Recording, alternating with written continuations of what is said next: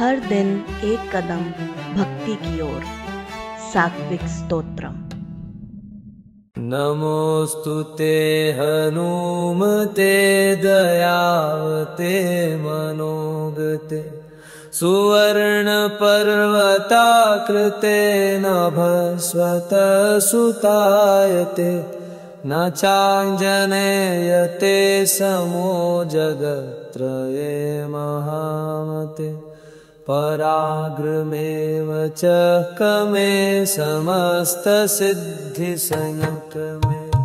रविन्द्रसिष्णुरुत्पतन् फलेच्छयाशिशुर्भवान् रवेर्गृहीतवानहो समस्तवेदशास्त्रकम् भवन्मनोज्ञभाषणं बभूव कर्णभूषणं रघुत्तमस्य मानसाम्बुजस्य पूर्णतोषणं धरात्मजापतिं भवान् विभावयन् जगत्पतिं जगाम रामदासतां समस्तलोकविश्रुतां विलङ्घ्य वारिधिं जवात्रिलोक्यदीनजानकीं दशाननस्य मानसं ददाहलङ्कया समम् विलोक्य मातरं कृशान् दशाननस्य तद्वने भवान् भाषत प्रियं मनोहरं च संस्कृतं समस्तदुष्टराक्षसां विनाशकालसूचनं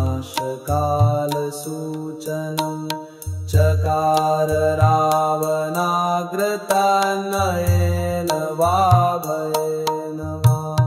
महाबलो महाचलं समूह्य चौषधिप्रभुं भवान् ररक्ष लक्ष्मणं भयावहे महावहे महोपकारिणं तदा भवन्तमात्मबान्धवम् समस्तलोकबान्धवोऽप्यमन्यत स्वयं विभो भवांश यत्र यत्र तच्छृणोति रामकीर्तनं करोति तत्र तत्र भो सभाष्पमस्तकाञ्जलिं प्रदेहि मे जनासुत त्वदीयभक्तिवैभवं विदेहि मे निरञ्जनं च रामदासदासताम् अगण्यपुण्यवान् भवाननन्यधन्यजीवना विमुच्य मौक्तिकस्रजं ददो धरात्मजामुदा भवन्तमालिलिङ्गयद्रगुत्तमस्वयं वदन् इदं हि मे हनुमत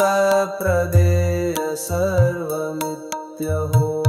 विदेहे राजनन्दिनी मनोहरे वरे परे विदेह मुक्तिदायके विधेहि मे मनोहरे क्षणं क्षणं निरीक्षणं भवेद्यथा मयि प्रभो तथा निवेदयस्व मद्दशाननान्तके इदं च पञ्चचामरं ग्रहाणदासकल्पितं समीरणात्मसम्भव प्रमोदमानचेतसा रिपून् षडान्तरान् विनाशयाशु दुर्दमान् पुनर्भवाख्यकर्दमात् विमुच्य पाहि पाहि माम्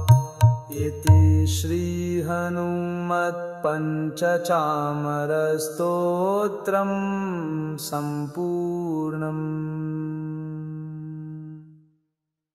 नमोऽस्तु ते हनुमते दयावते मनोगते सुवर्णपर्वताकृते नभस्वतसुतायते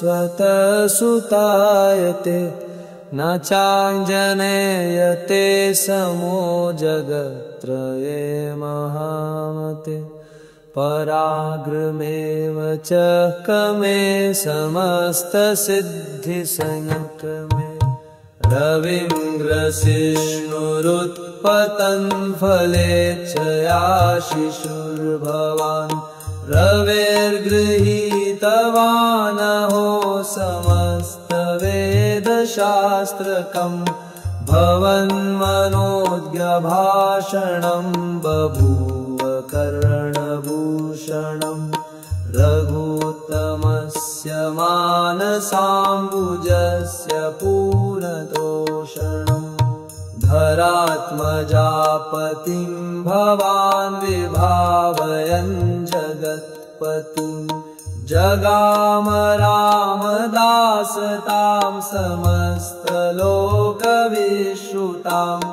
विलङ्घ्य वारिधिं जवात्रिलोक्य दीनजानकीं दशाननस्य मानसं ददाहलङ्कया समम् विलोक्य मातरं कृशान् दशाननस्य तद्वने भवान् भाषत प्रियं मनोहरं च संस्कृतम् समस्तदुष्टराक्षसां विनाशकालसूचनम्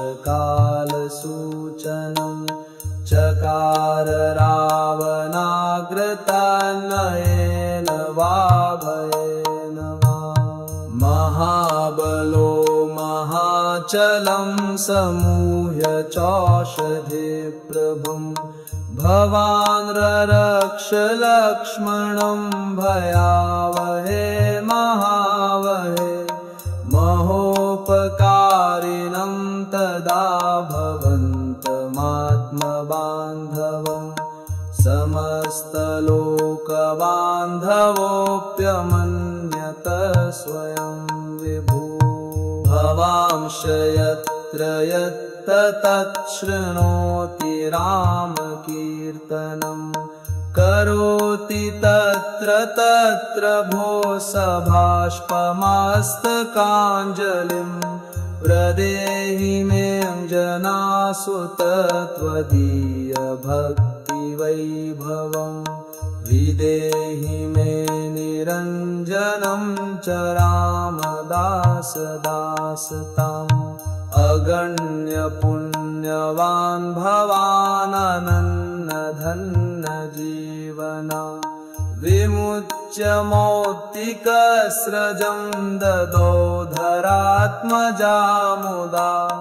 भवन्तमालिलिङ्गयद्रगुत्तमस्वयं वदन् इदं हि मे हनुमत प्रदेय सर्वमित्यहो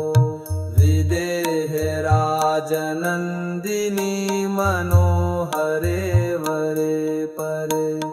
विदेह मुक्तिदायके विधेहि मे मनोहरे क्षणं क्षणं निरीक्षणं भवेत्यथा मयि प्रभो तथा निवेदयस्व मद्दशाननान्तके इदं च पञ्चचामरं ग्रहाणदासकल्पितं समीरणात्मसम्भव प्रमोदमानचेतसा रिपून् षडान्तरान् विनाशयाशु दुर्दमान् पुनर्भवाख्यकर्दमात् विमुच्य पाहि पाहि माम् इति श्रीहनुमत्पञ्चचामरस्तोत्रम् सम्पूर्णम्। नमोऽस्तु ते हनुमते दयावते मनोगते सुवर्णपर्वताकृते नभस्वतसुतायते न चाञ्जनेयते समो जगत्त्रये महामते पराक्रमेव च कमे समस्तसिद्धिसंयुक्तमे रविन्द्रसिष्णुरुत्पतन् फलेच्छयाशिशुर्भवान् रवेर्गृहीतवानहो समस्तवेदशास्त्रकम् भवन्मनोज्ञभाषणं बभूव कर्णभूषणम् रघुत्तमस्य मानसाम्बुजस्य पूर्णतोषणम् धरात्मजापतिं भवान् विभावयन् जगत्पतिं जगाम रामदासतां समस्तलोकविश्रुतां विलङ्घ्य वारिधिं जवात्रिलोक्य दीनजानकीं दशाननस्य मानसं ददाहलङ्कया समम् विलोक्य मातरं कृशान् दशाननस्य तद्वने भवान् भाषत प्रियं मनोहरं च संस्कृतम् समस्तदुष्टराक्षसां विनाशकालसूचनम् चकार रावणाग्रतनयेन वाभयेन वा महाबलो महाचलं समूह्य चौषधिप्रभुं भवान् ररक्ष लक्ष्मणं भयावहे महावहे महोपकारिणं तदा भवन्तमात्मबान्धवम् समस्तलोकबान्धवोऽप्यमन्यत स्वयं विभो भवांश यत्र यत्र तच्छृणोति रामकीर्तनं करोति तत्र तत्र भो सभाष्पमस्तकाञ्जलिं प्रदेहि मे जनासुत त्वदीय भक्तिवैभवम् विदेहि मे निरञ्जनं च रामदासदासताम् अगण्य पुण्यवान् भवाननन्यधन्य जीवना विमुच्य मौक्तिकस्रजं ददो धरात्मजामुदा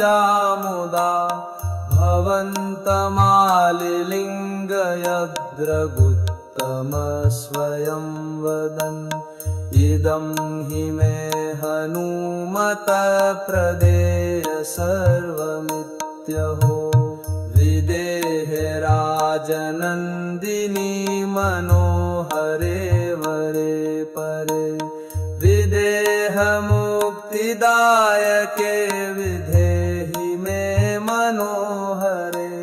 क्षणं क्षणं निरीक्षणं भवेत्यथा मयि प्रभो तथा निवेदयस्व मद्दशाननान्तके इदं च पञ्चचामरं ग्रहाणदासकल्पितं समीरणात्मसम्भव प्रमोदमानचेतसा रिपुंषणान्तरान् विनाशयाशु दुर्दमान् पुनर्भवाख्यकर्दमात् विमुच्य पाहि पाहि माम् इति श्रीहनुमत्पञ्चचामरस्तोत्रम् सम्पूर्णम्। नमोऽस्तु ते हनुमते दयावते मनोगते सुवर्णपर्वताकृते नभस्वतसुतायते न चाञ्जनेयते समो जगत्त्रये महामते पराक्रमेव च कमे समस्तसिद्धिसंयुक्तमे रविन्द्रसिष्णुरुत्पतन् फलेच्छयाशिशुर्भवान् रवेर्गृहीतवानहो समस्तवेदशास्त्रकम् भवन्मनोज्ञभाषणं बभूव कर्णभूषणम् रघुत्तमस्य मानसाम्बुजस्य पूर्णतोषणम् धरात्मजापतिं भवान् विभावयन् जगत्पतिम् जगाम रामदासतां समस्तलोकविश्रुतां विलङ्घ्य वारिधिं जवात्रिलोक्य दीनजानकीं दशाननस्य मानसं ददाहलङ्कया समम् विलोक्य मातरं कृशान् दशाननस्य तद्वने भवान् भाषत प्रियं मनोहरं च संस्कृतम् समस्तदुष्टराक्षसां विनाशकालसूचनम् चकार रावणाग्रतनयेन वाभयेन वा महाबलो महाचलं समूह्य चौषधिप्रभुं भवान् ररक्ष लक्ष्मणं भयावहे महावहे महोपकारिणं तदा भवन्तमात्मबान्धवम् समस्तलोकबान्धवोऽप्यमन्यत स्वयं विभो भवांश यत्र यत्र तच्छृणोति रामकीर्तनं करोति तत्र तत्र भो सभाष्पमस्तकाञ्जलिं प्रदेहि मे जनासुत त्वदीय भक्तिवैभवम् विदेहि मे निरञ्जनं च रामदासदासताम् अगण्य पुण्यवान् भवाननन्यधन्य जीवना विमुच्य मौक्तिकस्रजं ददो धरात्मजामुदा भवन्तमालिलिङ्गयद्रगुत्तमस्वयं वदन् इदं हि मे हनुमत प्रदेय सर्वमित्यहो विदेहे राजनन्दिनी मनोहरे वरे परे विदेह मुक्तिदायके विधेहि मे मनोहरे क्षणं क्षणं निरीक्षणं भवेत्यथा मयि प्रभो तथा निवेदयस्व मद्दशाननान्तके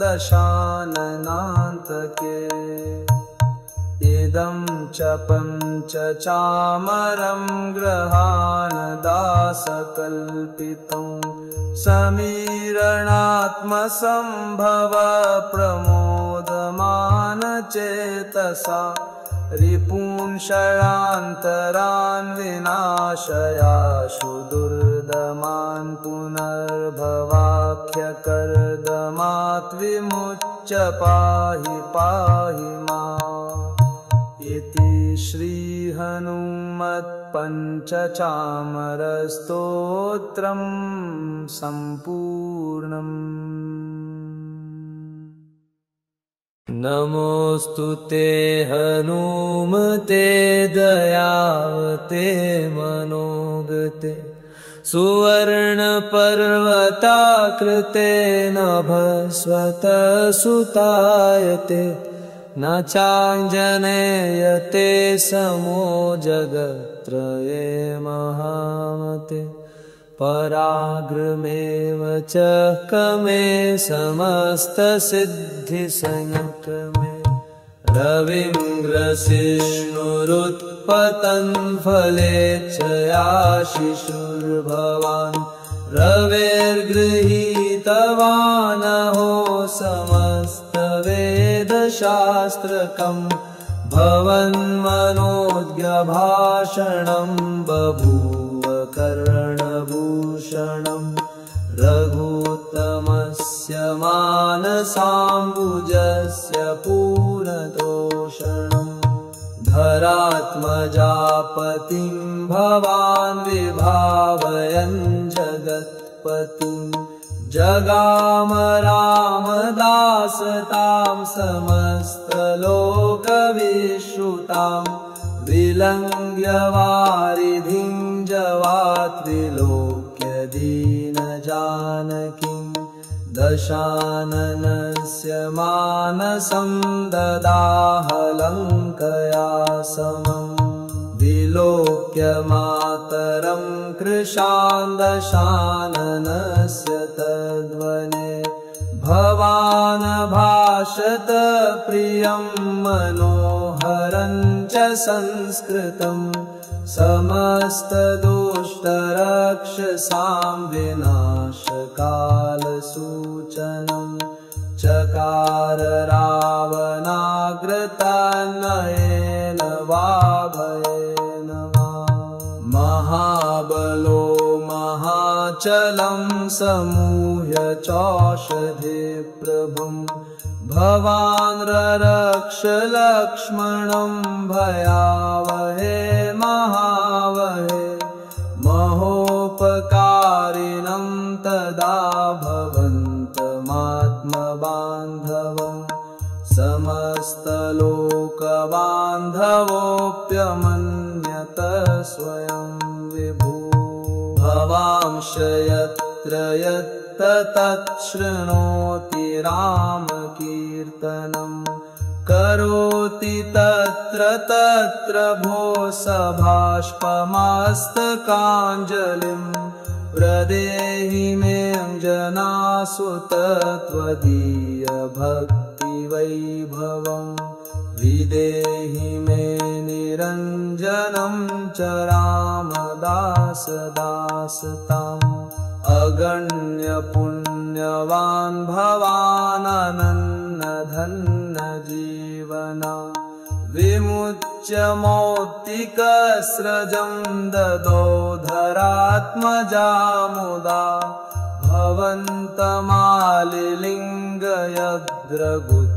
भवन्तमालिलिङ्गयद्रगुत्तमस्वयं वदन् इदं हि मे हनुमत प्रदेय सर्वमित्यहो विदेहे राजनन्दिनी मनोहरे वरे परे विदेह मुक्तिदायके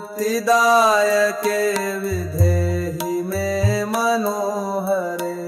क्षणं क्षणं निरीक्षणं भवेत्यथा मयि प्रभो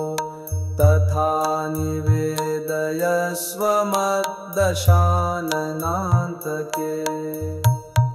इदं च पञ्चचामरं ग्रहाणदासकल्पितं समीरणात्मसम्भव